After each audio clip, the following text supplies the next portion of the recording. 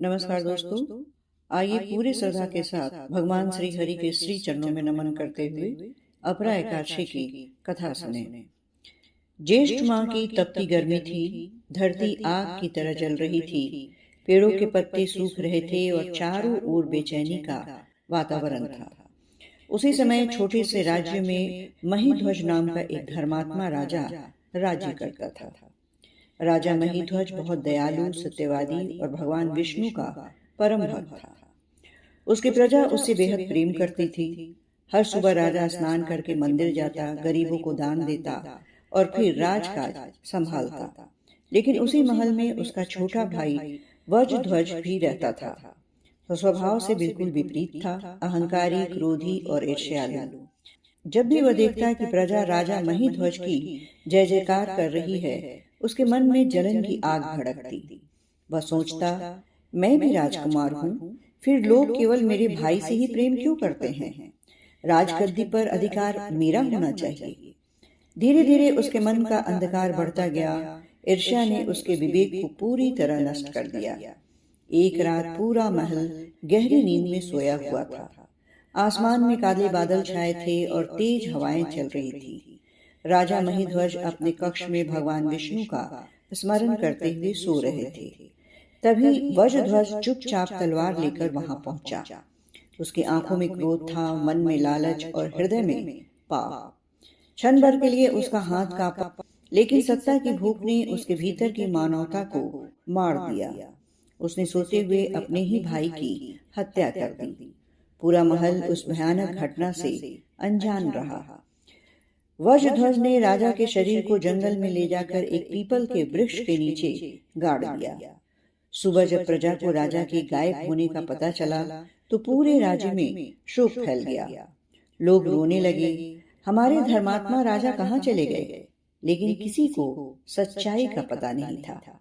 उधर राजा महीध्वज की आत्मा अशांत होकर उसी पीपल वृक्ष पर भटकने लगी, क्योंकि उसकी मृत्यु अधर्म और छल से हुई थी।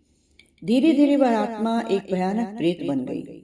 रात होते ही जंगल में अजीब आवाजें आने लगी। जो भी उस रास्ते से गुजरता डर के मारे कांप उठता। लोग कहने लगे, उस पीपल के पास कोई भटकती आत्मा है। समय बीतता गया। एक दिन एक महान तपस्वी ऋषि उस जंगल से गुजर रहे थे। उनका नाम था धौम्य ऋषि।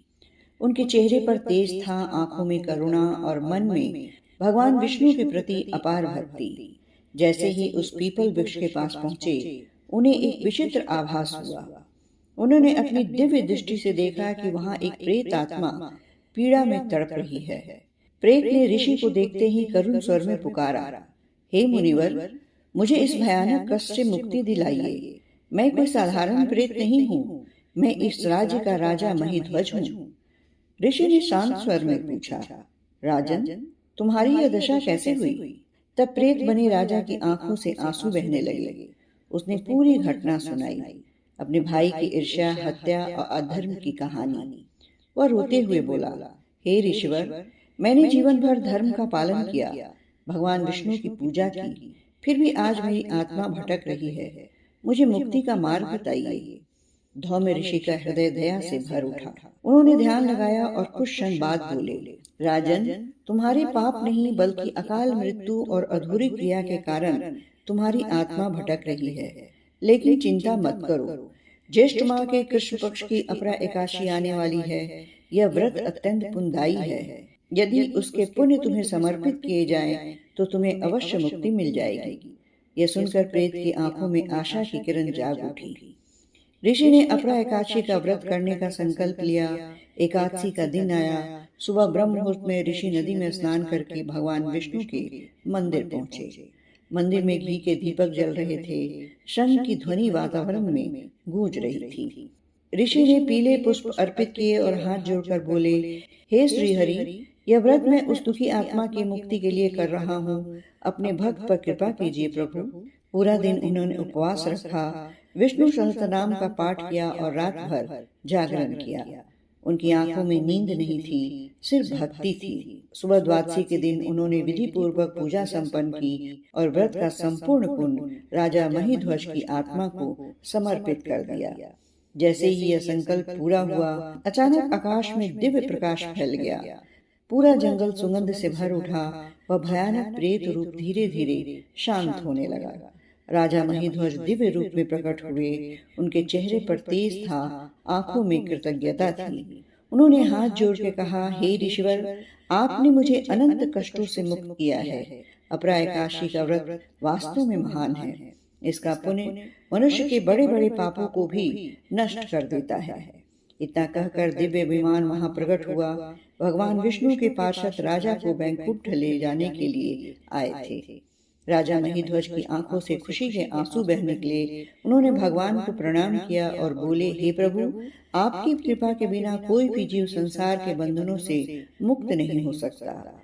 धीरे धीरे वह दिव्य विमान आकाश की ओर चला गया। पूरा वातावरण नारायण नारायण के पवित्र नाम से गूंज उठा। धौम्य ऋषि मुस्कुराए। उनकी आंखों में संतोष था कि एक भटकी आत्मा को मुक्ति मिल चुकी थी। अपरा एकादशी केवल एक व्रत नहीं, बल्कि आत्मा की शुद्धि का मार्ग है। यह हमें सिखाती है कि ईर्ष्या और लालच मनुष्य का विनाश कर देते हैं। सच्ची भक्ति कभी व्यर्थ नहीं जाती। भगवान विष्णु अपने भक्तों की रक्षा अवश्य करते हैं। अपरा एकादशी का व्रत बड़े से बड़े पापों का नाश करने वाला माना गया है। जो व्यक्ति श्रद्धा और विश्वास से इस व्रत को करता है, उसके जीवन में सुख, शांति और पुण्य की प्राप्ति होती है। भगवान विष्णु की कृपा सदैव बनी रहती है। ये थी अपरा एकादशी की कथा।